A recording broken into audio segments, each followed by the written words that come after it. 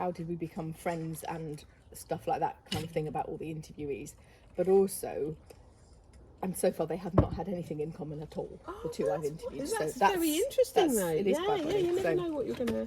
Well, as soon as you started, Oh yeah, I thought it was cute, like the little getting set up. Right, Yeah. okay, that's fine. What do they call it? Yeah, it's checking your levels, isn't it? Checking sound levels and making sure that everybody's clear enough for you. But it's very good because You can see what's coming. When people ask me questions, I'm absolutely. It's like I can't see the. Am I better so sat up? This is very good.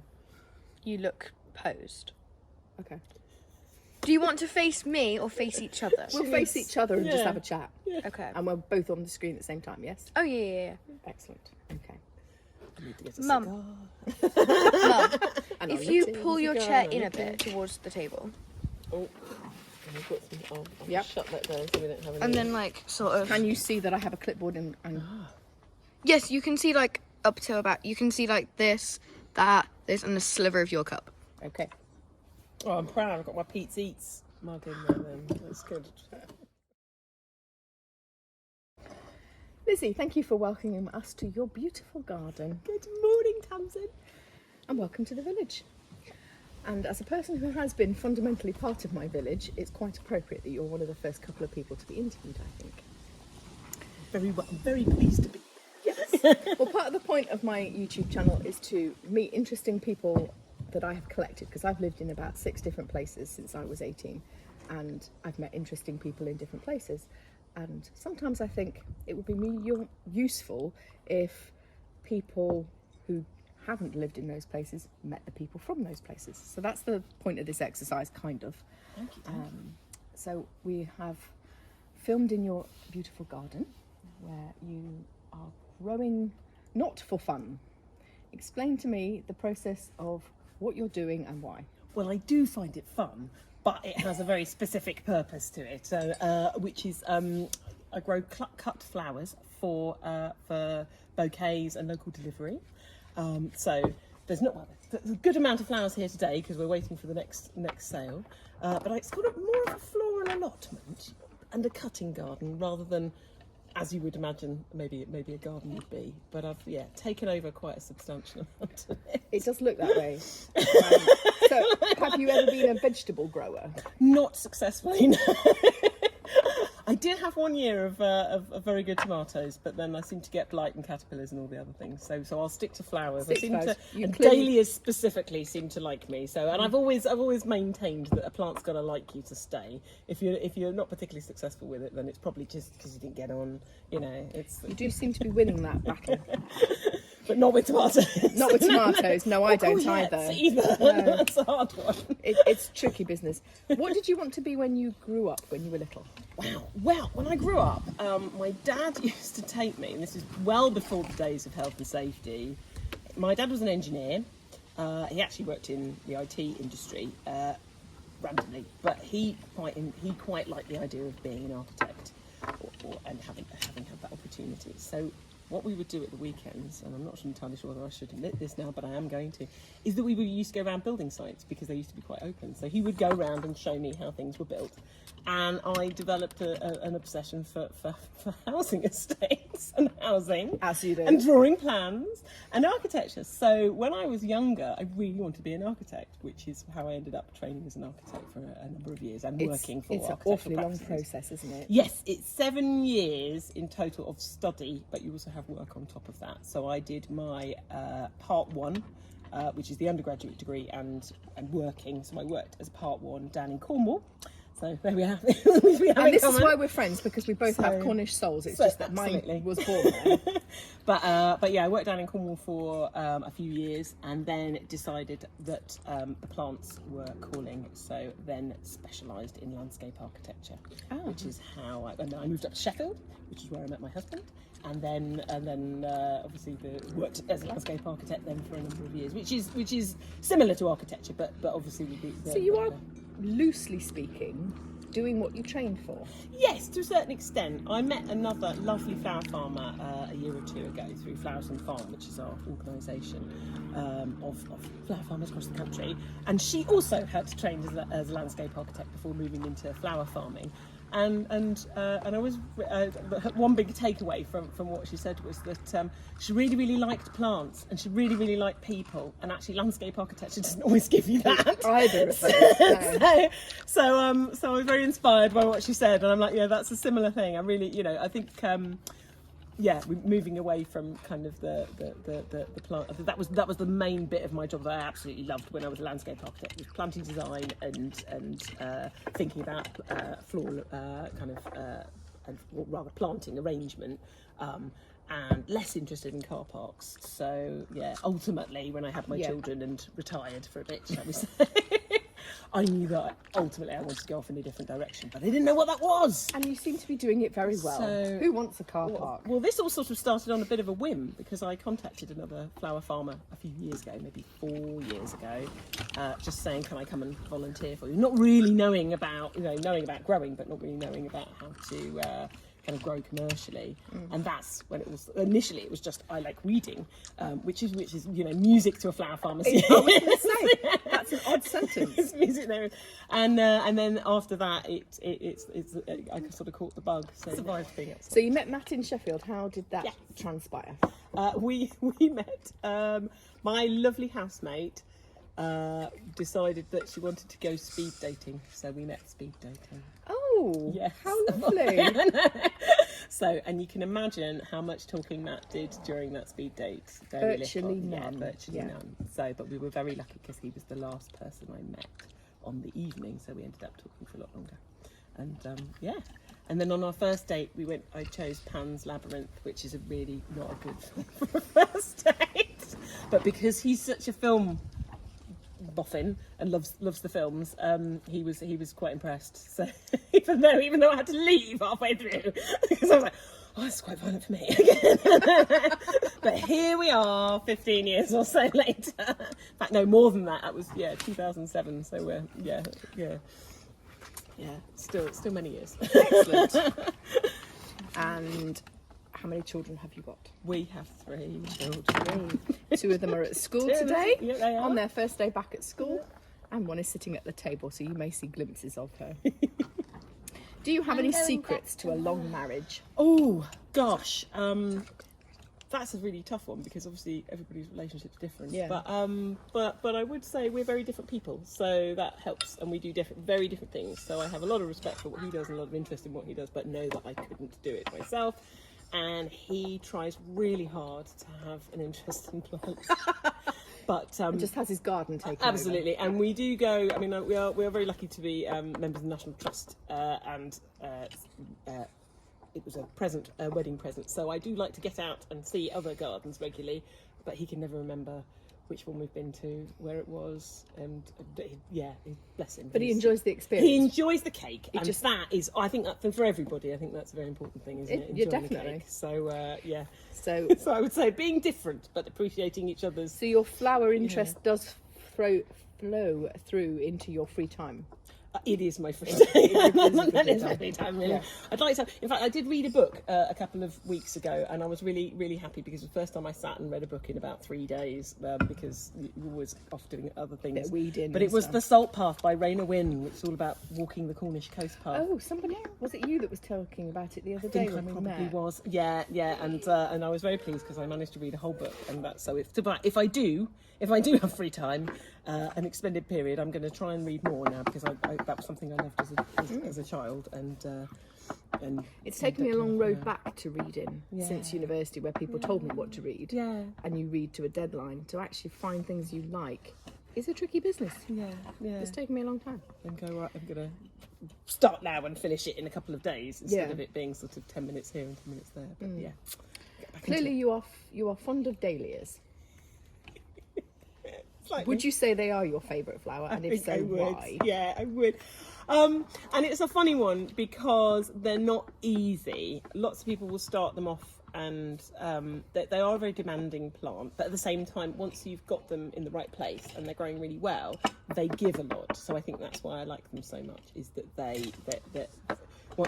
you keep cutting them, they'll keep giving you more and more flowers, and the variety of flowers is stunning and exceptional. I think I've been talking to people recently at flower fairs, and a lot. It used to be something that was sort of seen as a bit staid and old-fashioned, and you would get kind of not the same variety of colours that you have now. They're very easy to breed to create more diversity and colours and arrangements. And I think it's getting very exciting. The breeding and the colours are getting really, really exciting now. So I think everything's sort of changed. And I think the next big thing will be chrysanthemums. And that's another one that used to be, you get the kind of the flower shows with one perfect bloom and things like that. And I think whilst that is fantastic, and the effort that goes into doing that, I think most, shall we say, ordinary gardeners want to have something spectacular in their garden, and any plant like that that's easy to grow and creates fantastic blooms is worth having. So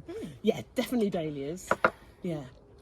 And your future plans for the business, other than coming to my house and using my garden like an allotment? Every time I go past the field or go out anywhere, I'm like, ooh, that'd be good for the flowers. I want to be good for flowers. So yes, I am slowly looking to expand. It's entirely based on the children now and how much time I have, because it's incredibly labour intensive. Financially, it will be a big outlay to go bigger. So at the moment, I'm just I'm really like. Maybe not the right word, but I see myself as promoting or sort of ambassador for British flowers locally in my little village, because I think it's something that people should consider and get into, in terms of from an ecological point of view. No air miles. Definitely no air miles. That's what's sort of important from that point of view. So yeah, for me, it's important to promote the idea of British flowers, and where that takes me is the next step, really. But, I would indefinitely grow more dahlias, really. If I can. I say this, but when it's November and you're digging them all up and you're going, where am I going to put all these tubers? It's a little bit more of a challenge, but yeah. So the advantage of having an in-person interview for me is that I am literally less than 10 minutes from Lizzie's house. So the commute to my self-proclaimed allotment that she can use in my garden is genuinely from a point of she can physically get there quite quickly. So on a balanced basis, how do you manage home, kids, running a business, keeping a spouse, the dinners, all the lovely dinners, and not losing your marbles? It's not easy, and I'm certainly somebody who would rather be doing than tidying. I'd rather be kind of absolutely. I'd rather be kind of getting on with stuff. And my mum does keep sort of saying to me, "Oh, you're going to need somebody. You're going to need somebody when if you're going to get if you're doing more fairs, you're going to need somebody to come in and do your cleaning and I'm like, I don't need anybody to do my cleaning. It's the tidying that I probably need to do. There's always a project happening here. There's always something kind of happening, and it is tricky. I'm not alone. Every mum would say the same, that they have to balancing children and family and your children's interests and the drama and the dancing, and everything is it's a lot of drama and a lot of drama. Not always organised drama, just drama. Just some drama is a challenge. But Lizzie and I are ballet mums of old now, I would say, because our daughters were 5-ish when we met each other, and I'd been there for about a year, and this woman walked into the waiting room while I was sitting waiting for my daughter to trying to get a buggy through the tiny she door. had 2 children at a time, and now has 3, and she looked like a girl I was at Sunday school with when I was little. And from the moment she opened her mouth and expressed a desire for a Cornish dwelling place, I knew we would be friends for life. Lizzie has a Cornish soul, even though by birth she was born in the place furthest from the sea in any direction in the UK. So we'll start with some quick wins while we've lost our camera woman. If I was to be able to give you pots and pots of money, where would you travel with it? I suspect there'd be a garden involved here. Well, it's really hard because we've managed as a family to do 10 years of not going on a plane. So I can't remember what's the Swedish word for flugt, shaming, flight shaming. And I'm a bit, I don't want to call me sort of old fashioned. I'm a little bit uncomfortable about flying anywhere. So, with that in mind, although Matt has other ideas, so no doubt he'll be shoveling me into like an angry llama being dragged into East Midlands Airport. But like, no doubt I'm having on a plane at some point. Can't we just go back to the Scottish Highlands? But if I could, let's sail around the world, because then that would be on a tall ship. Because I did go sailing on a tall ship in my youth, and they're a fantastic experience. I'm not sure when we get, round the Cape of Good Hope, I'll be saying the same thing. But you wouldn't have to be on an aeroplane. Definite amounts of money, I'll sail around the world on my large sailing ship. Excellent. I could get behind that. I hope so. Yeah. Maybe we'll pick the right time of year. Yes. We'll go as far as the Azores and then come back again. Yeah, shall we? just a little Go trip. a bit of art and then come back For practice. So yeah, that's that. So Yeah. we've covered where you grew up, so we can tick that one off. Who would you invite to a celebrity dinner party? I would just like to explain to my viewers, Lizzie is what I think of as a foodie. She might not, but she is the person I think of that beautifully caters parties and expects the grown-ups to stay for children's parties, because she's got a whole different buffet for the grown-ups. There's the other food room. For instance, Lizzie's house is the only place I have ever eaten caviar, and a friend of ours who was also present and I both said, oh, I've never had caviar before. I will if you will. So we both sat there with these tiny little crackers, like, oh, not sure about this, and we didn't die, so it was okay.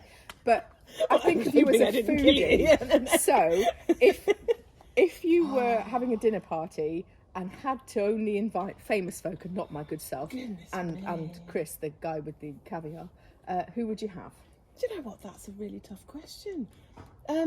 Yeah, it's a really tough question. And can they be? They got to be alive? Or No, they can be dead. They can be fictional. Dead, they can be fictional people. It's your game. You play how you like. Well, I've always thought Samuel Pepys sounds like somebody who would be quite interesting to have at a party. Mainly because he buries his cheeses. He buried his cheese during the fire of London. It was very important for him to keep his Parmesan cheese, which was worth a lot of money. So, as a foodie, I respect the fact that he also respects. Okay. But I'm also a huge fan of Daphne du Maurier, so I think it would be lovely to hear her thoughts. Hence, to hear her thoughts on the world. Through writing, and it's a sort of challenging question, really. I'm thinking other historical figures. You'd probably want, maybe a couple of. Kind of American presence in there. Yes, I definitely have American presence. I was thinking you probably have American presence in there. What's the gardener fella called? We went to alive or no? Significantly dead. Landscaper type. Oh, Capability Brown. Capability Brown. I've been to the garden place that he designed entirely by accident. You designed it by accident, or you went down by accident? I went there by accident. I forget where we were nearby. I like the idea that you accidentally found yourself in a capability. It's like Pride and Prejudice. You were just wafting, weren't you? Just wafting of an afternoon and taking a turn around. Fantastic. But yes, I mean, historical gardeners. We'll have Gertrude Jekyll, Christopher Lloyd. He'd be good. So yeah, interesting combination. But okay. And anybody sort of modern people that we'd have. That's a challenge. It's a tricky business, isn't it? I've had to think about these questions for myself because Charlotte is going to interview me soon with the same set of questions. Yeah. So I've been interested to think who I would have. I mean, Judi Dench then, just for the white wine and the gossip. She'll just So there you go. That's my combo. I think she'd get on well with Samuel Pepys. I mean. It's a shame we can't actually do these things. I know, it's a real shame. I'm just disappointed now. Although we could always dress up, so it's all fine. Could. That is true. It's all good. If you were in prison and on death row, what have I done now? What would be your last meal? Oh gosh, that's hard. I thought about something recently, and I thought, I've only got I think I calculated it correctly, but I may have calculated it wrong. But I worked out they only had 30,000 dinners left. So I would say I'm going to get round the question because I'm slightly worried what I've been arrested for. and I'm worried about what I've done. But I get round it and say that yeah, on the basis that at the moment I think I've only got 30,000 meals left. That may be an over-exaggeration, could be less. I think every meal should be well considered about what you're going to have. So, but that could, but I do, you know, Caviar for all meals. I'm never ever going to say no to a Gear Farm pasty. So, you know, and that's something you can't get every day. So yeah, well, not round here. Not anyway. round here. In fact, any pasty at all, but it has to be from Cornwall. Like it has to be a Cornish pasty. Yeah. It doesn't count as a Cornish Well, it doesn't pasty count unless it otherwise, was does made it? in. Indeed. None of those Lincolnshire pasties. Rubbish. I'm sure they're very nice.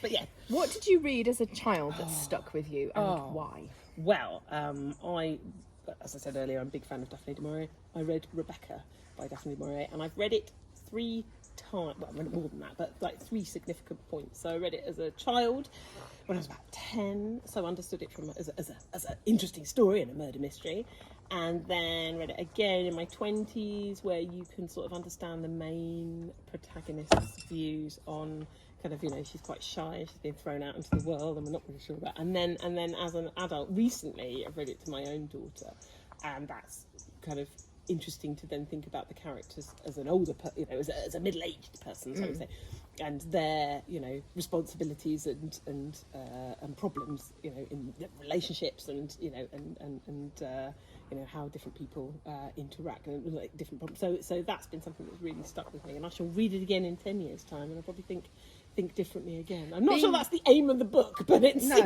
but being a parent changes how you read stuff, doesn't it? Absolutely. Because you either you see yourself as the protagonist, and sometimes you see yourself as the parent of the protagonist, depending on how old you are. And the other book we revisited recently was To Kill a Mockingbird, which was it? I don't remember whether it was you that said you weren't a fan, but I read it as a child and then reread it to Bella, and I still find it a book that manages to. I've only read it recently. I'd never read it before, which is shocking given that I have an American Studies degree. That's okay.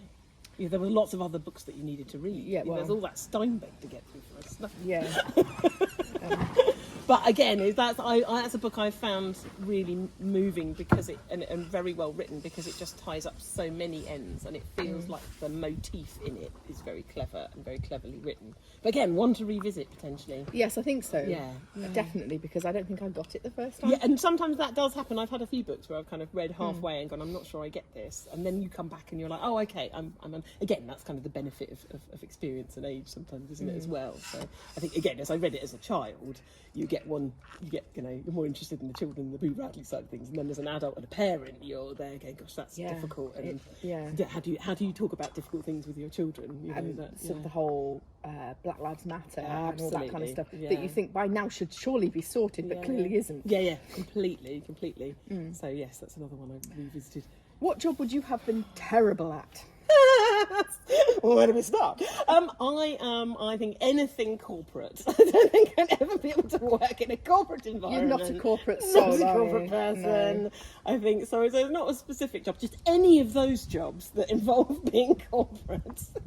I'm not. Yeah. It's not a lot of corporate. I'd probably just describe myself as a bit more maverick, and I like to. I think I probably have more control over what I do. I think that's what I'm appreciating now, is having more control over what I do and what I choose to do, as opposed to being in a situation where you're at the mercy of somebody else's agenda and their time scales. You know? You're currently only at the mercy of the weather. Yeah, and your children. Okay, you are standing at an ice cream shop. What flavour have you bought? Oh, well, Hokey Pokey from Roskilly's. I mean, I'll only be standing at that. Other ice cream is available. But we all know where the good stuff's at. And well, you know, they've got land. I've noticed when I'm down there, there is some land. Yes. When we were there the other day, fertile farmland. They have cows. And they also have a campsite now as well. Oh, do they? Ooh, we went over the summer, and they've got, you can book in and use it as a campsite. Oh, fantastic! Maybe we'll go down there. Accidentally near too much ice cream would be just a nice. There's some lovely walks around there, so you need the ice cream to kind of fuel you up and down that hill to the beach. So yeah, no, definitely up for that. Okay, you are standing in a bookstore or a library. Yeah. Where are you in the, as big a library or as big a bookshop as you please? Which section are you I in? would like to say that I'm in the gardening section, but I know that I'd be in the recipe book section. Because, I mean, like, I would say, you know, like, I love cooking, but it's definitely hobby. It's not something that I'm ever interested in pursuing. But so I think that's why I would be in that, because that's the fun. The fun, And right. and you know, and it's just like, and I love gardening as well, but I like doing that rather than you know and I do read garden books as well.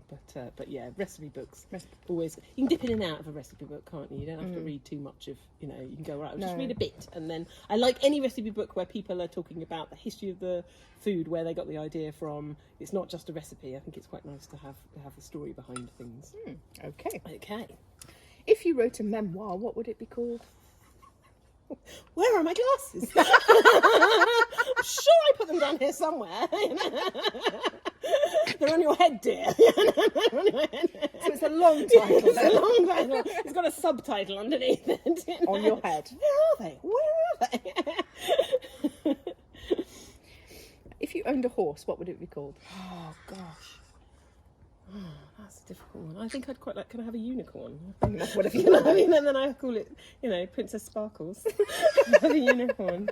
And go unicorn. That's one of your children speaking. Princess I can tell Sparkle. that. I know. I think. Well, I did actually. That was funnily enough. When you asked earlier, what did you want to be as a child? I'm like, oh yeah, before an architect, I did want to be a unicorn, but that didn't go so well for me. So Behind the camera, Charlotte is cheering and waving her arms about. Yay! No, because when I was really little, I wanted to drive a pink taxi with Subway sandwiches where all the men Fantastic. sat in the boot because I didn't like men. Fantastic. But I mean, you know, you've got to have that one dream that you know that may be more obscure than others. But I remember being in the playground at school. I must have been about 5 or 6 years old, and I just, you know, when you're a child and you're like, if I just will it hard enough, I will turn into a unicorn. I will. And I'm still waiting. Are you still I'm Still waiting? waiting. Okay. Quite like, you know, the swishy tail would be, you know, just a swishy tail would be nice, you know, and a horn. Stop the sparkling. bugs on your plants. Exactly, that's what I was thinking. Yeah. So yeah, we'll go with Princess Twinkle the unicorn. Okay, Princess Twinkle it is then. What makes you feel unstoppable or invincible? Oh gosh, I think kind of when you're having a bad day, you do need support from other people. You know, we've all have, you know, moments of feeling what's the word? Imposter syndrome, isn't it? You might kind of, so either catch me out I at do have a tendency to just go, right, just do it, just do this and deal with it later, whatever it is, fair or, you know, anything public. But equally, it's really helpful afterwards because I can be I'm quite weirdly a perfectionist. Being a perfectionist doesn't mean that everything is perfect. It just means it takes a long time to do things. But it is very helpful sometimes, you know, to have that decompression afterwards. To have people who go, no, you know, it's okay. You have your team, have the right people around you who are cheering you on is the most important thing, I think. Definitely. And at least for me, having lived in 6 different places, I have people who still do that role, but they are geographically all over the place, which is sometimes very irritating that they can't just. But we pop in for all tea. have days when we're like, meh days, and you're like, this is hard. You know, it's really frosty. The flowers aren't coming, or whatever. And having that person to go, no, it'll be fine. You're fine. You've got this. You've got this. That is wonderful. So yes, yeah. If you owned a boat, what would it be called? Well, it's funny because like, the minute you said boat, I imagined a canal boat. Oh, lovely. Not my tall ship from the previous question, because that's a ship. So I like, what would you name a canal boat? I'd quite like, if we had a 4th child, I was going to go for Cecily, and Matt said absolutely not. Are you crazy? Are you crazy? So we'll call the boat. We'll have a canal boat called Cecily. Okay. Can I please interrupt again? You can. Can I ask you a question as part of the interview question? Yeah. Have you had like a winter season with flowers, and how do you deal with that compared to like the summer months? Oh, now the winter season is difficult because what I grow here is seasonal. So our season runs from sort of April till October, end of October if I'm lucky. Last year was very warm, so things carried on a bit longer. But in the winter time, you know, you tend to do sort of wreath making, dried flowers, which I haven't done yet. I need to have a bit more space to have what I need is a dedicated dried flower spot, so I can do straw flowers, and I have got statice which I could dry, but I keep using it. And then kind of the seasonal plants like holly berries and hazel does quite well early on in the season. So winter is a tough time. You can do it. I tend to have a period of lying fallow, is that what we call it? I have a fallow period of a few months, and that is just to plan. You start the growing season, technically starts in September, so you've got plants overwintering, like anemones and monkeys and stuff like that. Indoors, yes, indoors. So there's always a job to be done. I'm just not necessarily having flowers to sell, but yeah. You should do us a wreath making day class, and we'll come and film that. I was asked to do at a local fair over Christmas, and I chose not to do it this year just because the initial outlay of materials is quite expensive. So I've got to get a carload of Nordman fir and effectively have to chop a tree down to it. So I'm not doing it this year just for because the cost of it, I think, but I don't know whether to sort of practice it this year and do some more. We will come and be practice guinea pigs for you. But I mean, equally, you could make a wreath out of, it doesn't have to be fir. It could, I'll see if I can get a decent amount supplied, and then we can have a little workshop, because it's a lovely thing to make. I really did workshops with a florist last year who's just a sweetheart, and she's wonderful, really, really good, and you learn a lot from seeing people do that. So I would like to do my own this year, but it's then obviously getting hold of the materials. It's quite a costly thing to do, which is why I'm not offering it for kind of fair sales at the moment this year, because I'm kind of focusing on other ventures. Although I would, the nice thing about doing wreaths is that you're doing some flowery stuff at Christmas, like when it's a bit quiet and you're like, or when you're ordering your plants and you're ordering your flowers and you're thinking about stuff for next year, you do start to feel a bit like, I really need some flowers to do some stuff with. That's where it really comes in, because and having greenery in the house over Christmas always makes you feel better, and just attempting to do. I mean, there should be a challenge. I like your challenges that you have, kind of book challenges. I think I should have more of a challenge to try and do a bouquet every month, just to show what there is available, because obviously we live in a wood down here.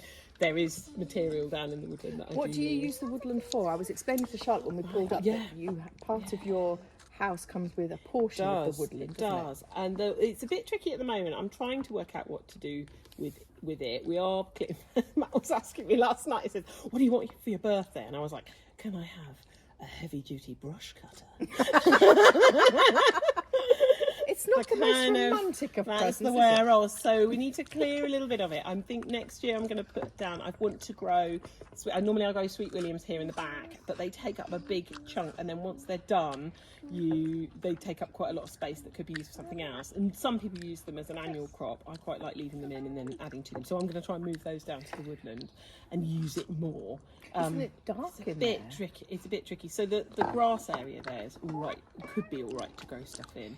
But the wood itself is a bit of a challenge. We do have like Spanish bluebells that have naturalised in there, so I tend to pick those, because then that stops them spreading too much. Because we don't want them to. Because we have wild English bluebells at the top, and of course the two can interbreed, and then you end up with a hybrid, which is not good for our native bluebells. So I try and pick those and use them because they smell fantastic. They're a lovely plant. They're a lovely garden plant.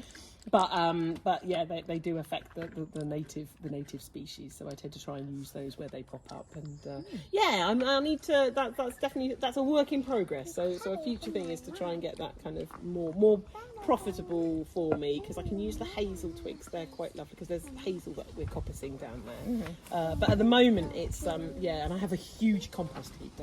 So that's where I do all my compost. At least it keeps it away from the house. I think that's the biggest. You don't realise how much green material and green waste you create doing this, and I do create an awful lot, and it's a good spot down there. I've got a hazel screen to try and screen it off from My poor neighbours, they don't have to look at it.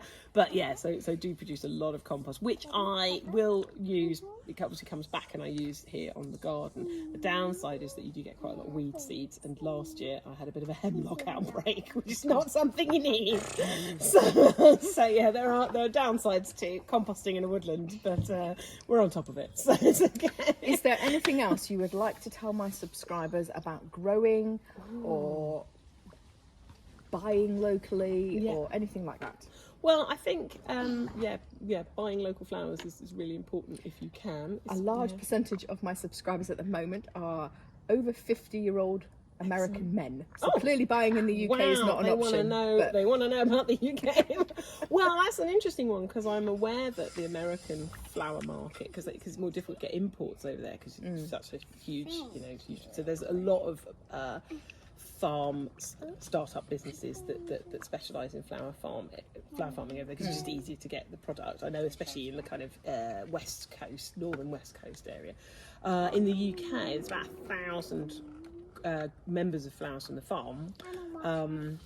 But obviously there are more growers, but that's the main sort of organisation, that group of people that that exists, of which I remember. It just exists to support other growers, and that's something that's really there's probably an American version of that. Yes, I know Floret over in America.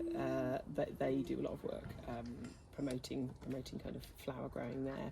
And over here, it's a movement rather than it's going to take a while to do any real change. But it's at the moment it's more about sort of promoting to florists and to the public about what product you can get in this country, because we used to have a huge flower industry here. And my I think it was my great aunt, I believe she was called Violet. She looked quite scary and austere in the photographs.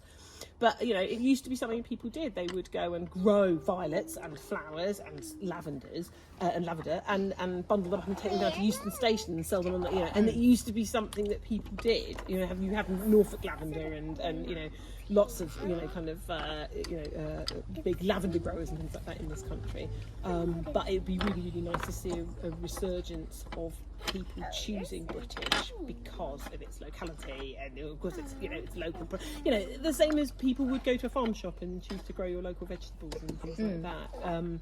Because you're going to get a much bigger range of flowers that you just wouldn't be able to buy in a major supermarket. Some like the dahlias, you won't see them in Tesco, Aldi, or maybe you will, I don't know, but maybe you'll in the future. But they're so fragile, they don't travel and transport well. They have to be grown near to where you get them from. I remember as a child, the local greengrocer used to stock them, which is probably where it all started. Probably. And I'm a September baby, so I think that's probably where it all started from. But yeah, it's just I think getting the public to be aware that there are other options. And I think now, I do see some in local supermarkets where they, especially peonies, they do really well in the UK sort of climate, hopefully. But it's changed. But that's another challenge, isn't it? The challenge of climate change. Yeah. Last year was a super hot summer and everybody baked and we had lots of flowers, but we were constantly watering all the time, which felt dreadful. And then this year it's been quite cool and wet, and now we're having a bit of a warm spell in September. At the time of filming, it is the first week in September. Yeah, so we're having a very warm week, hopefully, but last year we had that really intense frost, which was a major problem for dahlias because we'd lifted them all and then lots and lots of people lost theirs because of this long frost that we weren't expecting, and that's caused a challenge. People who've grown dahlias for years were losing a stock that they otherwise wouldn't normally. And it might be this year that we get quite a mild winter. I'm not going to worry about it too much. Do you save seed from them and use that, or do you have to buy it in? I don't save from dahlias because I grow from tubers and from cuttings because they flower best from cuttings. Tubers are good to make cuttings from, and also they're very transportable. But I do save Cerinthe seed, which is honey wort. I do save that because that's expensive and it comes true from seed. Cosmos, I haven't done it this year, but I do have some cosmos seed that I've saved. Obviously I grow lots of different varieties of cosmos, so whatever I end up with could be anything. But there is something quite nice about that, isn't it? That you're then offering something unique that is, that your flower. But obviously the named varieties will come true and you know what you're getting, So I've got Akiro, I think is the sort of yellow one over there, which is quite lovely, soft lemony colour. And then I've got some Sensation, a bit of apricotta, and Fizzy Rose Picotee, and those are all ones that you can have. Oh, fantastic names of stuff. There are some fantastic names. Cosmos is a really nice starter flower if you're wanting to grow cut flowers, because it's quite I mean, everybody loves a chunky seed. It's much easier than than snapdragons, where you're like, you're like, how's this going to work? So they're a nice starter because they're quite a good chunky seed, and as long as you keep them away from the frost, they'll eventually get going and produce some lovely flowers. So it's a nice time of year because I've got quite a bit to get ready to go. So it's Excellent. That's good. We are filming around Well done. Lizzie's garden today, so we will insert some footage of the beautiful things that she does manage to grow here, and some of the bouquets she has put together for the flower fair over the weekend. We were very blessed to be in a position to walk in this morning and have a table full of the leftovers from her flower fair. So as a result, we have lots of things to footage for you, so hopefully we will insert some more stuff here. Thank you very much for joining us, Lizzie. Any time. We will go and enjoy your garden now. It's time for lunch. Yeah. That's right.